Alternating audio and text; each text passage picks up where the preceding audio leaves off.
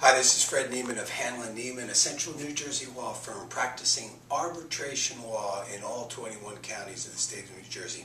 I wanted to update you about some recent developments in the law of arbitration and warn you about the increasing recognition of arbitration clauses in all types of contracts and other disputes. It used to be that the courts of New Jersey and elsewhere in the country would likely negate the enforceability of an arbitration contract for a number of reasons. But with the explosion of litigation, and because we live in a litigious nation, the courts are overwhelmed, and as many of you who have been involved with the system know, it can take anywhere from a year to 4 years to have a case processed, especially in the courts of New Jersey. As a consequence, the federal and the state courts have adopted a policy of enforcing arbitration clauses within contracts. So if you think that you sign a contract and if there is a disagreement in the future that you'll be able to go to court, you will be sadly surprised if there is an arbitration provision in there.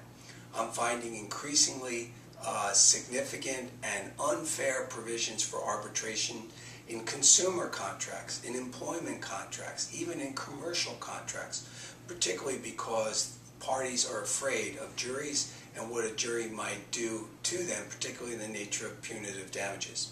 I, for one, am not a big fan of arbitration for a number of reasons. You can read about those reasons why I'm not a big fan on my website, NewJerseyArbitrationLaw.com.